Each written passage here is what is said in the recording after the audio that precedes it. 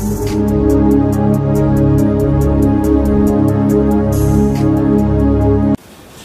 ప్రభువును మన రక్షకుడు అయిన యేసుక్రీస్తు ప్రభు అత్యున్నతమైన నామమున, అతి శ్రేష్టమైన నామమున, ప్రభావము కలిగిన నామమున మీ అందరికీ వందనాలు, దేవునికి స్తోత్రాలు.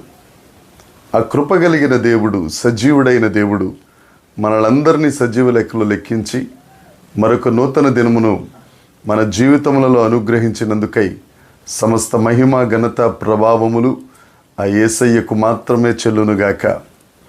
ఆ అద్వితీయుడు, ఆ సత్యదేవుడు ఈ నూతన దినములో మనందరికీ అనుగ్రహించిన దేవుని యొక్క వాగ్దానము, కృపావార్త.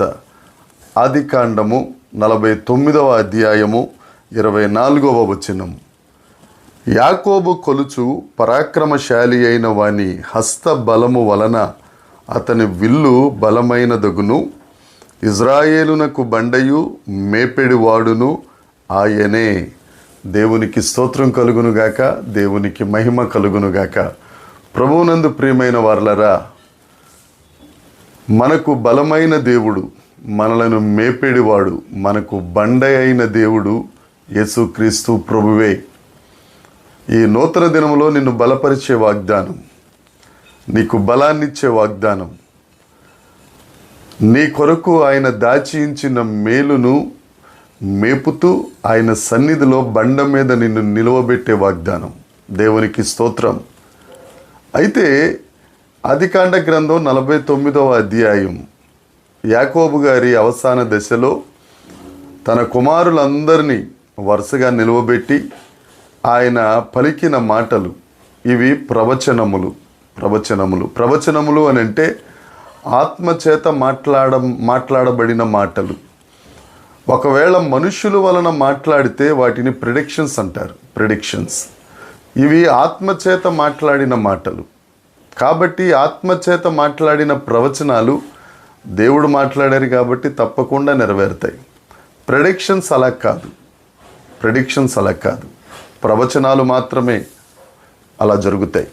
అయితే 49వ అధ్యాయంలో యాకోబు తన 12 మంది కుమారులను నిలువబెట్టి అందరినీ ఆశీర్వదించారు. కాకపోతే ఒకిద్దరిని చాలా ఎక్కువగా ఆశీర్వదించారు. వారిలో మొదటి ఆయన యోదా గారు, రెండవ ఆయన యోసేపు గారు.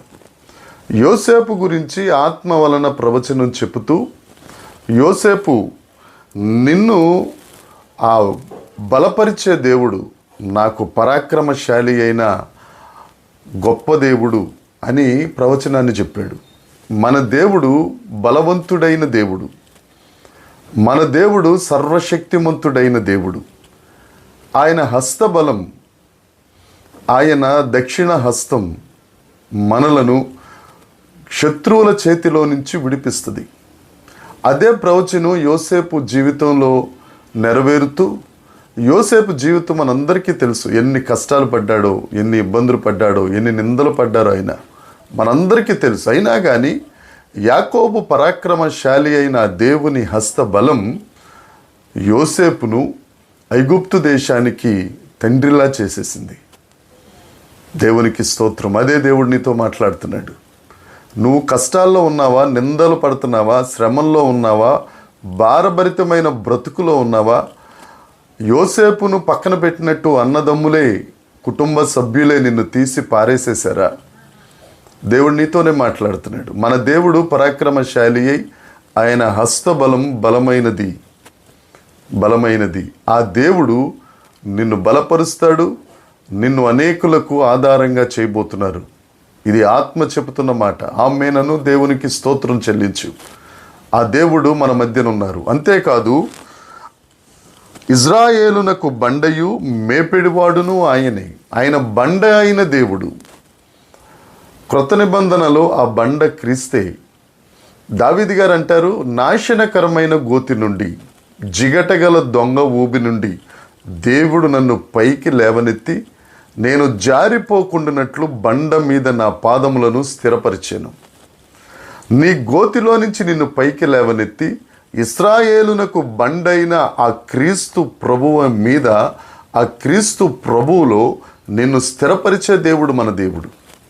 నువ్వు ఎక్కడెక్కడ జారిపోయి గోతి అనే గుహలోనికి వెళ్ళిపోతున్నావో, ఊబిలో పడిపోతున్నావో, నువ్వు యేసయ్య వైపు చూస్తే ఈ దినాన్న నీకు బలమిచ్చే దేవుడు నిన్ను పైకి లేవనెత్తి నిన్ను బండ మీద నిలబెడతాడు. అంతేకాదు, మేపెడివాడును ఆయనే. మన దేవుడు మేపేవాడు. మనకు తెలిసిన చాలామంది మేసేవాళ్ళు. మన దగ్గర ఏముందో సమస్తాన్ని వాళ్ళు మేసేస్తారు. కానీ మన దేవుడు అలాంటి దేవుడు కాదు. పచ్చిక గల చోట్ల పరుండ చేసి శాంతికరమైన జలముల యొద్దకు మనల్ని నడిపించి మనలను సమృద్ధిగా మేపే దేవుడు ఆయన. మన వారందరూ మేసేస్తూ ఉంటే దేవుడు ఒక్కడే మేపుతాడండి. ఆ మనల్ని సర్వ సమృద్ధిలోనికి నడిపించే గొప్ప దేవుడు ఆ యెహోవా ఈరే. సమస్తాన్ని చూచుకునే ఆ గొప్ప దేవుని దగ్గర నువ్వు ఉండాలి అని అంటే ఆయన వైపు నువ్వు చూడాలి. ఆ బలమును ఆశ్రయించాలి, ఆ బండను ఆశ్రయించాలి, ఆ మేపిడి దేవుణ్ణి భయభక్తులు కలిగి నువ్వు సేవించాలి. అప్పుడు ఆయన నీకు బలాన్ని ఇస్తారు, నీకు బండగా ఉండి నీ అడుగులు స్థిరపరుస్తారు. నీకు కావలసిన సర్వ సమృద్ధిని, నీ కుటుంబానికి కావలసిన సర్వ సమృద్ధిని, నీ సంఘానికి కావలసిన సర్వ సమృద్ధిని అనుగ్రహించే దేవుడు ఈ దినాన్న నీకు వాగ్దానం చేస్తున్నారు. ఈ దినమంతా ఈ వాగ్దానాన్ని మననం చేసుకుందాం, ధ్యానిద్దాం. దేవుడు తప్పక నీకు బలాన్ని అనుగ్రహించి నిన్ను బండ మీద నిలువబెట్టి నీకు కావలసిన సర్వ సమృద్ధిని దేవుడు అనుగ్రహించునుగాక. ఆమేన్. ప్రార్థన చేసుకుందాం. పరలోకమందున్న మా తండ్రి, పరిశుద్ధుడా నీకు స్తోత్రం. మీరిచ్చిన ప్రభువా ఈ ప్రవచన వాక్కును బట్టి నీకు వందనాలు. నీవు పరాక్రమశాలివి, నీ హస్తబలము వలన నాయన మమ్మల్ని బలపరిచే గొప్ప దేవుడా నీకు స్తోత్రం. దేవా, నువ్వు మా బండవు నీవే, మమ్మల్ని మేపెడి దేవుడవు నీవే మాకు సహాయం, నీవే మాకు సమస్తం. ప్రభువా, నీ మీద ఆధారపడుతున్నాం. ఈ వాక్యం వింటున్న నీ పిల్లలందరినీ మీ చేతికి అప్పగిస్తున్నాం. సర్వ సమృద్ధిలోనికి నడిపించి ఆశీర్వదించి వారి సరిహద్దులు విశాలపరిచి అనేకులకు ఆశీర్వాదకరంగా ఉంచుమని, మహిమ పొందుమని యేసుక్రీస్తు నామమున ప్రార్థించి అడిగి వేడుకొనుచున్నాము తండ్రి. ఆమేన్. దేవుని కృప మనందరికీ తోడై ఉండునుగాక. ఆమేన్, ఆమేన్, ఆమేన్.